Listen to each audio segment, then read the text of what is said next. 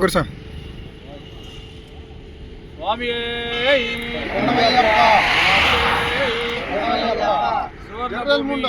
శబరిమల మహాపాదయాత్ర ఈరోజు 12వ రోజు. మరి ఈరోజు ఉదయం చిత్తూరు గ్రామం నుంచి బయలుదేరిన యాత్ర ఈరోజు పాంపుట్ట, మరి ఏదైతే గురుగారు చూపించారో పాంపుట్ట గతంలో జరిగినటువంటి సందర్భం ఉంది.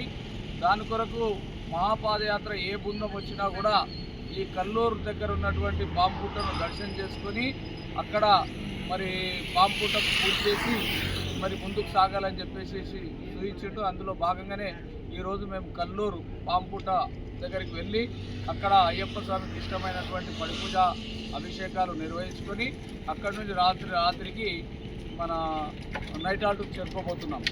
కావున స్వాములందరూ కూడా చాలా ఆనందంతో సంతోషంతో ఉన్నారు.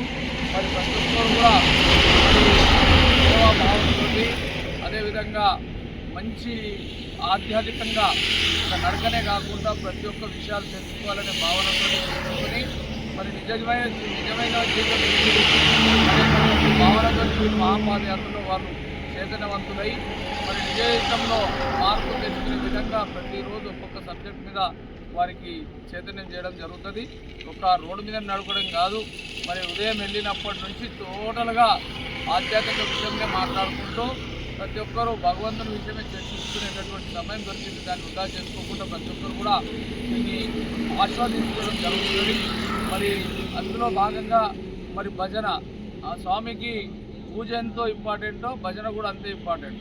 భజనలో స్వామిని ఆనందపరుస్తూ పాదంలో ఎటువంటి ఇబ్బంది లేకుండా కొనసాగుతున్నాం. స్వామి శరణం. స్వామి